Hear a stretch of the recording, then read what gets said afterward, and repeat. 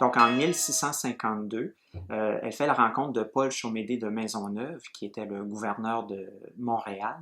Il était de retour en France pour recruter des gens pour la colonie à Montréal. Et il avait besoin d'une enseignante. Et puis, c'est là qu'il fait la rencontre de Marguerite Bourgeois et il lui offre de l'amener avec lui à Ville-Marie, donc à Montréal, pour enseigner.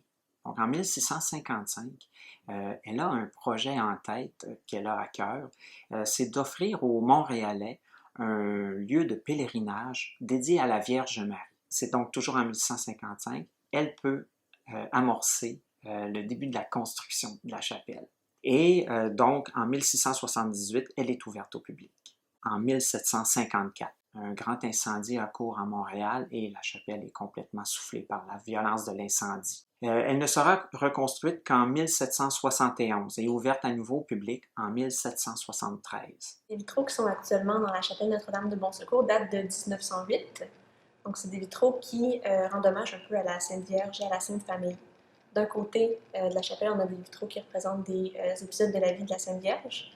Et de l'autre côté, on a plus la Nativité, des épisodes de la vie de Jésus. Donc, la voûte de bois qui est à l'intérieur de la chapelle présentement a été construite en 1885. Les œuvres qui ont été peintes sur cette voûte de bois, donc directement sur les lattes, datent de 1886. Elles ont été peintes par un artiste qui s'appelle François-Édouard Meloche.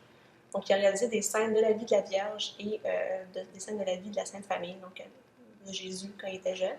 Et il a peint dans un style qu'on appelle le trompe-l'œil. Donc, il donne un peu l'illusion d'une 3 dimensions en peignant, par exemple, les ombres portées de différents éléments dans ses tableaux, qu'on a un peu l'impression qu'on pourrait pénétrer dans les œuvres. Et la chapelle Notre-Dame de Bon-Secours a été connue au 19e siècle comme la chapelle des Marins. L'emplacement particulier de la chapelle donne un peu un indice pourquoi c'est devenu la chapelle des Marins. On est juste sur le bord de ce qui était le port principal de Montréal à ce moment-là. La tradition d'amener des petits bateaux, des petites maquettes de bateaux à Notre-Dame de Bon-Secours, ça a commencé en 1872, alors que le bateau qui est au centre, un bateau argenté, a été donné ici par les ouaves pontificaux. Et donc le bateau qu'on a qui est en argent, c'est un peu une réplique du bateau sur lequel ils étaient. On a également un bateau en bois qui est à l'arrière, qui a été donné durant la Deuxième Guerre mondiale par des soldats canadiens qui également avaient prié la Vierge pour obtenir de la protection. Les pèlerins vont venir régulièrement pour amener des cœurs, soit pour demander quelque chose, soit pour remercier de quelque chose. Et les cœurs qui sont en argent, qui sont faits spécialement pour cette occasion-là d'être apportés à la chapelle. On va retrouver à l'intérieur différentes choses, des prières, des petits rouleaux avec le nom des pèlerins qui ont participé au pèlerinage, des photos. La chapelle Notre-Dame de Bon-Secours, c'est un lieu qui est encore très vivant aujourd'hui à Montréal. C'est un lieu où il y a énormément de touristes qui viennent de partout dans le monde chaque année. Donc, la chapelle Notre-Dame de Bon-Secours accueille depuis plus de 300 ans les pèlerins. Nous accueillons également des groupes scolaires.